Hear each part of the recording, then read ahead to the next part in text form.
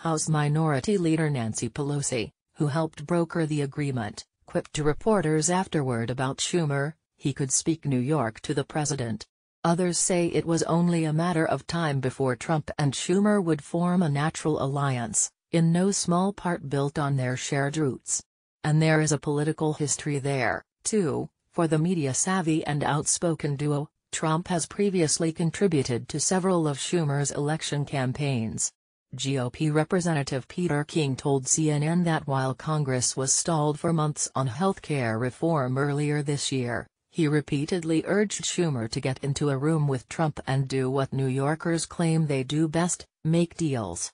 King, a veteran congressman who represents a patch of Long Island, said the two men share stereotypically New York temperaments. Asked to describe what it means to speak New York, King swiftly rattled off, "It means basically finishing each other's sentences. It means talking fast. It means getting to the point. It means making the occasional exaggeration. It means having a big ego." Trump's instinct to surround himself with other New Yorkers has come up again and again. He named Anthony Scaramucci, a New York financier and donor, as his White House communications director before firing him days later. He looked to former New York City Mayor Rudy Giuliani as a candidate for Secretary of State and former NYPD Commissioner Ray Kelly to be FBI director, and he plucked two men from the New York finance orbit, Steve Mnuchin and Gary Cohn, to advise him on economic matters. In learning to navigate Congress' diverse legislative body, the president's unique comfort around New Yorkers has also been evident. In a meeting with congressional Republicans in March to sell the GOP health care plan, King recalled that Trump made a comment to one lawmaker from the South who was not supporting the bill, remarks that the president quickly appeared to think went too far. "I didn't mean anything personal by that," Trump told that congressman, according to King. "Ask Pete King. We grew up together in Queens, we talk this way all the time to each other. That's the way it is." King insisted as a side note that he and Trump grew up in different parts of Queens. So far, Trump's Washington crash course hasn't been pretty.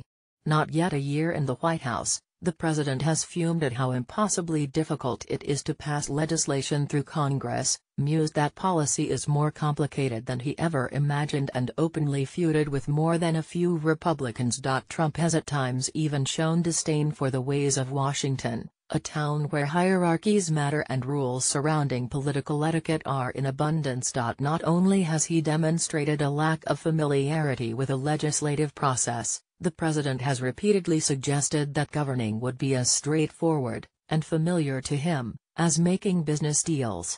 This year, Trump vastly underestimated how long it would take Republicans in Congress to send him a bill to repeal Obamacare.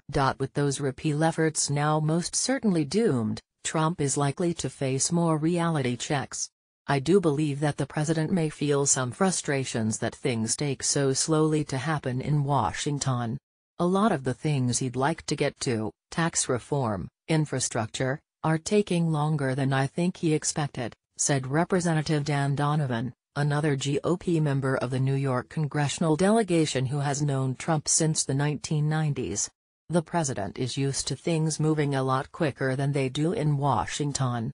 The day after Trump announced his surprise deal with Schumer and Pelosi last week, he gathered with various New York and Jersey officials in the White House to discuss a transportation project called the Gateway Program. The conversation was as free-flowing and upbeat as one could expect from a presidential meeting, multiple sources in the room said, and the affectionate interactions between Trump and Schumer were described by King as almost like a love-in.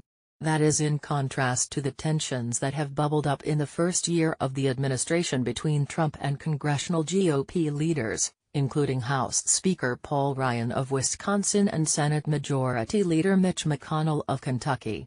One recent infamous phone call between Trump and McConnell even devolved into a shouting match. But with officials from New York and New Jersey in the audience, the infrastructure meeting last week put Trump squarely in his comfort zone.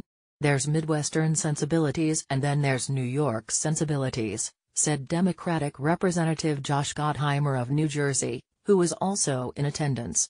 In some of these meetings, everyone waits their turn and waits for their moment. Here, it was, "Okay, Mr. President, here's the deal. Here's why this has to happen." And the president in turn had the same approach. For Republicans who are still reeling from Trump's startling deal last week, the